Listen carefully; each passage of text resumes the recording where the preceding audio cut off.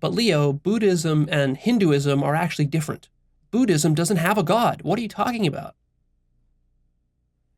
Of course Buddhism has a god.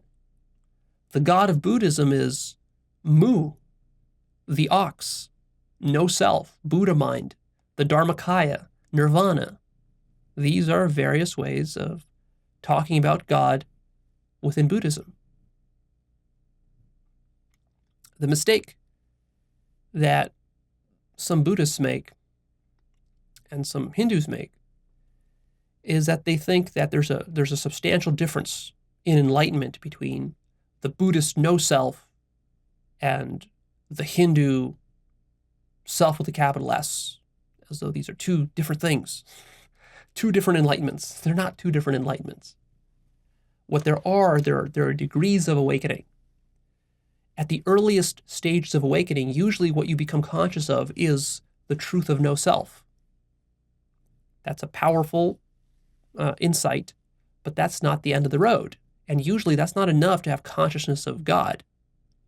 To have consciousness of God, you need to go beyond the insight of there not just being a self, but to realize what is the ultimate self? What is the nature of reality itself? What is form? You need to not only be able to realize God as the formless, but also God as the form, and then also to unify the two together and to see that God is both the form and the formless, and that there's actually no distinction between the form and the formless. So Buddhism certainly has a God. It's just that in Buddhism, it's not talked about as God in the traditional sense. And so this can give you the impression that Buddhism doesn't believe in a God. Well, that's right. Buddhism doesn't really believe in a God per se, but Buddhism has practices that get you to a consciousness of your true nature, which is God. Same thing, nirvana, the Dharmakaya, the Mu, Mu, that is talked about in the Zen riddles. Next question. But Leo, God is not an experience. What are you talking about? Experience. Well, don't get too pedantic on me here. I use the word experience rather loosely because we don't have really any other word for how to explain one's access to God. Really, the proper word would be something more akin to being or direct consciousness. But oftentimes I just use the word experience instead because most people don't have a reference point for what being or direct consciousness is, but they understand what experience is. So if you expand your notion of experience to also include direct consciousness or being, then what I'm saying makes sense.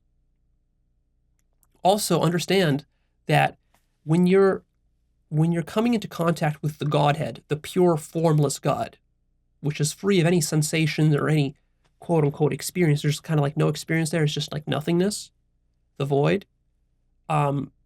You can have that, and that's good, but you also need to understand that you got to bring that back down to earth and integrate it with the experience that you're having here. You need to become conscious that this experience that's happening right now, all the colors, sounds, feelings, and all this, that this is actually identical to that pure empty void, which you might experience in some deep meditative trance.